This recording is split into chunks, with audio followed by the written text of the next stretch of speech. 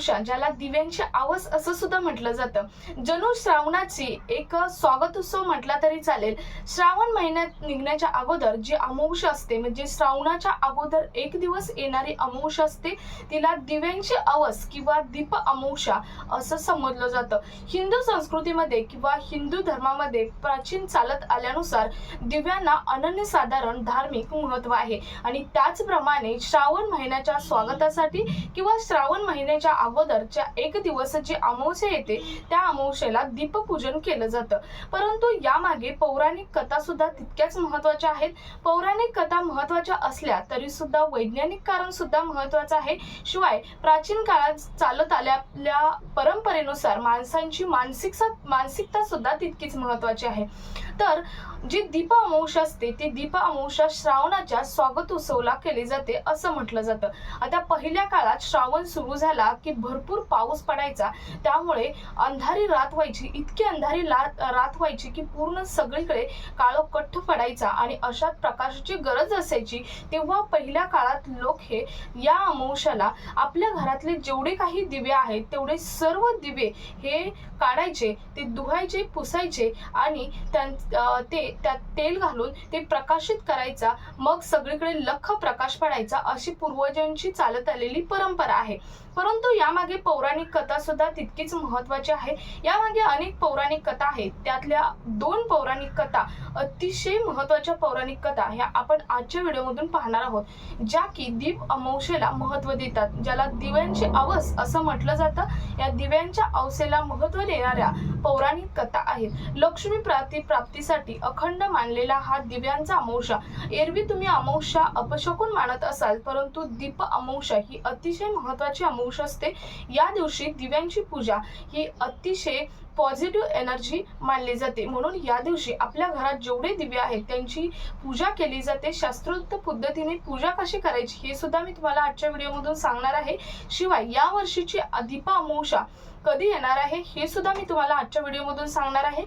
याशिवाय यामागे पौराणिक कथा काय सांगते हे सुद्धा तुम्हाला मी आजच्या व्हिडिओमधून सांगणार आहे.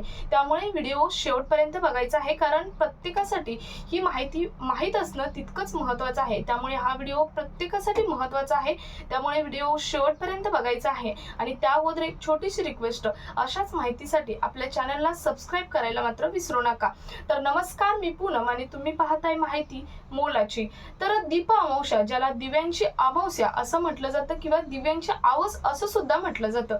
आता पौराणिक कथेनुसार याची कथा नेमकी काय आहे ही पुढे पाहणारच आहोत. परंतु या वर्षीची दीप अमावस्या म्हणजेच 2026 ची दीप अमावस्या कधी आहे, तर श्रावण महिन्याच्या सुरुवातीच्या एक दिवस अगोदर जी अमावस्या असते त्याला दीप अमावस्या असं म्हटलं जातं.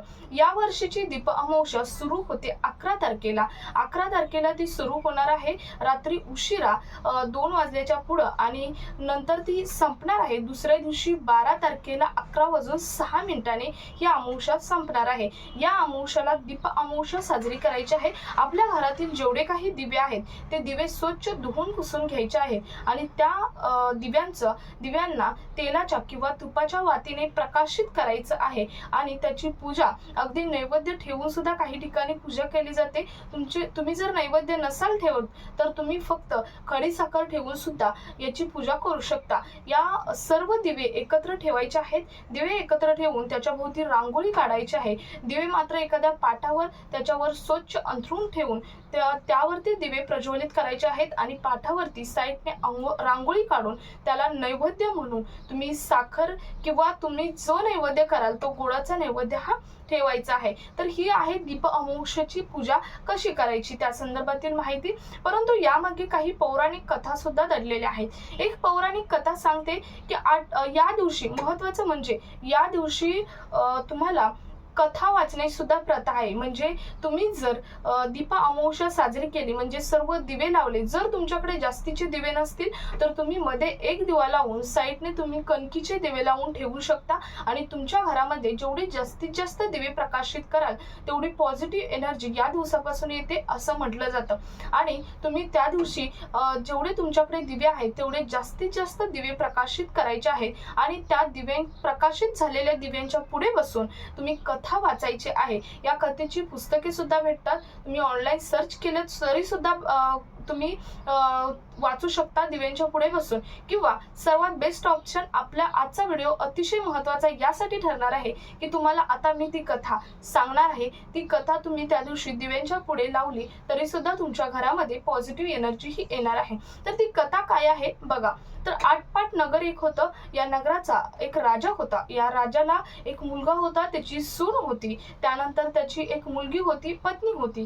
त्याची सून ही अतिशय पवित्र आणि धार्मिक होती. परंतु एक दिवस तिने नाईलाजास्तव घरात केलेले अतिशय चविष्ट अन्नपदार्थ हे तिने खाल्ला. म्हणजे आता पहिली प्रथा होती की सर्वांनी सोबत जेवायचं, परंतु तिने अगोदरच खाल्ला आणि तिने तो आळ घेतला उंदरांवरती. घरात जे उंदरे आहेत त्या उंदरांवरती आळ घेतला.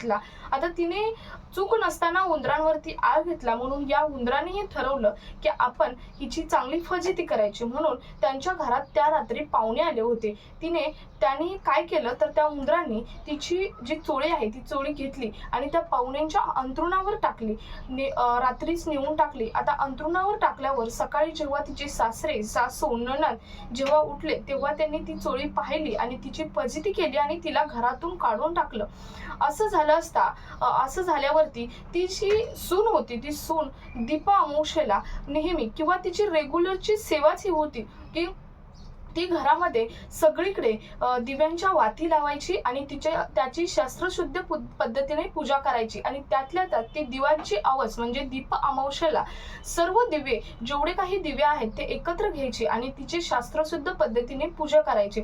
आता ती त्या दिवशी घरातून गेल्यामुळे त्या घरामध्ये दिवे लागणं हे बंद झालं होतं आणि घरामध्ये पूर्ण अस्वस्थता पसरलेली होती. आणि ही अस्वस्थता पसरलेली असताना एकदा राजा त्यांच्या दौऱ्यावर गेला होता. दौऱ्याहून येताना त्याने आराम करायचं ठरवलं. एका जंगलामध्ये एका झाडाच्या खाली तो आरामासाठी बसला असता. त्या दिवशी होती दीप अमावस्या, म्हणजेच दिव्यांची आवाज होती. आरामासाठी बसला असता तिथे सर्व गावातील म्हणजे त्यांच्या ज्या राज्यातील जेवढे काही दिवे आहेत तेवढे सर्व दिवे आले होते अदृश्य होऊन आणि त्या झाडावरती येऊन बसले होते आणि ते एकमेकांना गप्पा मारत होते की तुझ्या घरात काय आज गोडाचं जेवण आहे किंवा तुझी आज पूजा कशी केली घरामध्ये. असं प्रत्येक एकमेकांपाशी म्हणजे असे गप्पा मारत होते. आणि हा चमत्कार हा त्या राजाला दिसत होता. त्या राजाने तो चमत्कार पाहिला आणि त्यातील एक असा दिवा होता की तो त्या राजाच्या घरचा दिवा होता.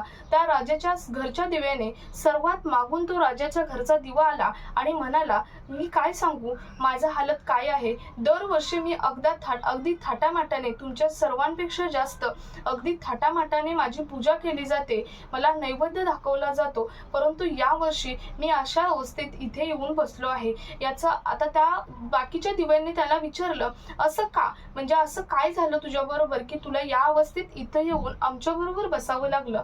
तेव्हा तो जो दिवा आहे तो दिवा म्हणाला की मी एका राजाच्या घरचा दिवा आहे, या राजाच्या घरचा दिवा आहे, तरी सुद्धा मला असं येऊन बसण्याचं कारण हे आहे की त्या राजाची घरची जी सून आहे त्या सून माझी दररोज पूजा करायची. शिवाय आजच्या दिवशी म्हणजे दीप अमावस्येला तर माझी शास्त्रशुद्ध पद्धतीने पूजा होत होती, मला नैवेद्य दिला जात होता, खडी साखरेचं सरण केलं जात होतं, अशा सर्व प्रकारची माझी शास्त्रशुद्ध पद्धतीने पूजा होत होती. परंतु यावर्षी त्यांची जी सून आहे त्या सुनेला या कारणास्तव म्हणजे त्यांनी पूर्ण हकीकत सांगितली की कोणत्या कारणास्तव तिला बाहेर काढण्यात आलं आणि त्या कारणास्तव तिला बाहेर काढण्यात आलं. त्यांनी पूर्ण हकीकत सांगितली असता त्या दिव्यांना ती पटली आणि ती कथा त्या राजाने सुद्धा ऐकली. आणि राजाने ऐकल्यावर तेव्हा राजाचे डोळे उघडले. राजा घरी गेला आणि त्यांनी आपल्या सुनेला थाटामाटात घरी आणलं आणि पुन्हा त्या दिव्याची पूजा करण्यात आली आणि तेव्हापासून त्या घरामध्ये अखंड लक्ष्मी नांदत आहे. तर ही आहे कथा त्या दिव्यांच्या पूजेची. आणि दिव्यांनी त्यावेळी त्या सुनेला आशीर्वाद दिला होता की तुझं जिथे पण तू असशील तिथे पण तुझं सौभाग्य चांगलं राहो किंवा तुझं आरोग्य चांगलं राहो, तू कायम लख प्रकाशात राहो, असा एक आशीर्वाद दिला होता. म्हणून त्या दिवसापासून या अमावस्येला म्हणजेच दीप अमावस्येला दिव्यांच्या अवसेला एक चांगली अमावस्या किंवा एक प्रखर अमावस्या मानली जाते आणि तेव्हापासून सर्व दिव्यांचं पूजन हे घरामध्ये केलं जातं. तर ही पौराणिक कथा आहे. या दिव्यांचं पूजन केल्यामुळे घरामध्ये अखंड लक्ष्मी नांदते. तिथून पुढे असं म्हटलं जातं. शिवाय श्रावणाचं एक स्वागत म्हणून सुद्धा या दिव्यांची पूजा ही केली जाते. तर अतिशय महत्त्वाची ही पौराणिक कथा आहे. या पौराणिक कथेनुसार जर तुमच्या घरामध्ये अखंड सौभाग्य किंवा अखंड लक्ष्मी नांदावी असं जर वाटत असेल तर तुम्हाला या वर्षीच्या दीप अमावस्येला दिव्यांची पूजा, तुमच्या घरात जेवढे दिवे आहेत तेवढी पूजा करायची आहे. शिवाय तुमची जर परिस्थिती तेवढी नसेल की जास्त दिव्यांची पूजा करायची तर तुम्ही छोटे छोटे कणकीचे दिवे करून सुद्धा त्याची पूजाही करू शकता. तुम्ही या अमावस्येला जेवढा तुमच्या घरात दिव्यांचा लख प्रकाश कराल तेवढं तुमच्या घरामध्ये अखंड सौभाग्य लक्ष्मी नांदणार आहे. तर ही आहे पौराणिक कथा, जी की दीप अमावस्येची कथा आहे. आता ही कथा तुम्हाला जर पुस्तक सुद्धा त्याचं मिळतं. जर तुम्हाला पुस्तक मिळालं तर तुम्ही वाचू शकता. तुम्ही नेटवरती सर्च करून सुद्धा वाचू शकता किंवा जर काही नाही तर तुम्ही आपला हा व्हिडिओ त्या दिव्यांची पूजा केल्यावरती तिथे लावून ठेवू शकता. तुमच्या घरामध्ये अखंड लक्ष्मी ही नांदणार आहे. तर ही आहे वैज्ञानिक आणि पौराणिक कथा दीप अमावस्येची. आणखी एक कथा अशीच पौराणिक कथा आहे अखंड सौभाग्य प्राप्तीसाठी.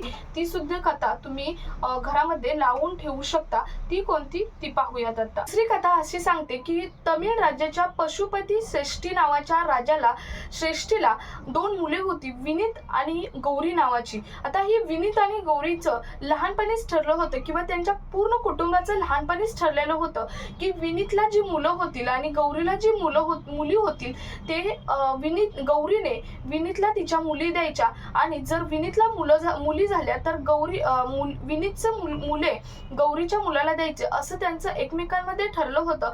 त्याचप्रमाणे पुढे जाऊन त्या दोघांचीही लग्न झाली आणि विनीतला 3 मुलं झाली आणि गौरीला 3 मुली झाल्या. त्याचप्रमाणे परंतु विनीतचं त्यानंतर दारिद्र्य पण आलं, त्याचं नशीब फिरलं आणि त्याच्यावर दारिद्र्याची वेळ आली.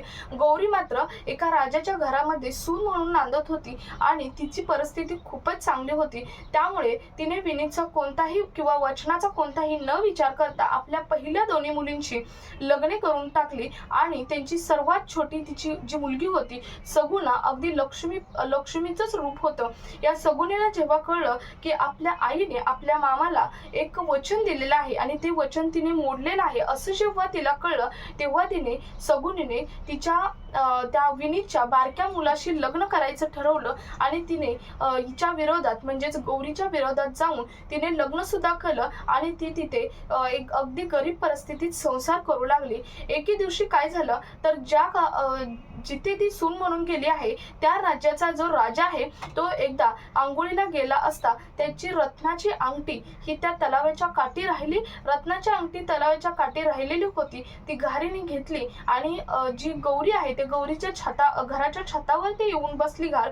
परंतु जेव्हा घारीला कळलं की ही अंगठी आहे, ती अंगठी खाण्याची गोष्ट नाही म्हणून तिने ती तिथंच टाकली आणि निघून गेली. ही अंगठी गौरीला सापडली. गौरीला हे कळलं की ही रत्नाची अंगठी ही राजाचीच असू शकते म्हणून तिने ती नेऊन राजाला दिली. राजाने तिच्यावर अगदी प्रसन्न होऊन तिला काय हवं ते माग असं सांगितलं. तेव्हा जी गौरी आहे जी सगुण आहे ती सगुणीने सांगितलं की मला असं एक वरदान द्या किंवा अशी एक माझी मागणी आहे की येणाऱ्या शुक्रवारी दीप अमावस्या आहे आणि या अमावस्याला कोणाच्याच घरात राज्यामध्ये दिवे लागले नाही पाहिजेत, फक्त माझ्याच घरामध्ये दिवे लागले पाहिजेत. आणि राजाने होकार दिला आणि त्या दिवशी सगळ्या गावामध्ये शांतता अस्वस्थता होती आणि फक्त सगुणीच्या घरामध्ये फक्त दिवे हे लागलेले होते. आणि तिने त्यावेळी सुवासिनींना बोलवले आणि दोन्ही दिरांना मागच्या बाजूला एका दिराला आणि पुढच्या बाजूला एका दिराला उभा केलं आणि त्यांना सांगितलं की तुम्ही या सुवासिनींना अशी शपथ द्या की पुढच्या बाजूने येणारी जी सुवासिनी आहे तिला घरातून बाहेर जाऊ नकोस अशी शपथ द्या आणि मागच्या बाजूने जी जाणारी सुवासिनी आहे तिला अशी शपथ द्या की घरात गेल्यावर परत येऊ नकोस अशी शपथ द्या. आता या शब्दांचा अर्थ असे होतात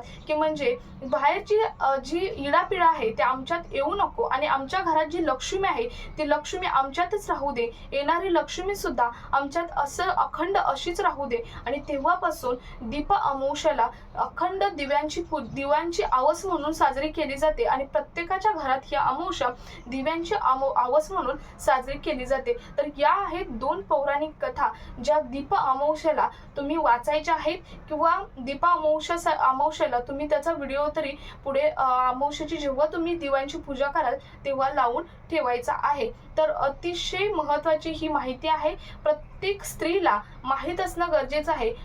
कारण अमावस्या आता सध्या जवळच आलेली आहे आणि हा व्हिडिओ त्यामुळे प्रत्येक स्त्रीपर्यंत जाणं गरजेचं आहे. त्यामुळे जास्तीत जास्त ठिकाणी हा व्हिडिओ शेअर करा. भेटूयात पुढच्या अशा आणखी एका मोलाच्या माहिती समवेत. तोपर्यंत रामकृष्ण हरी.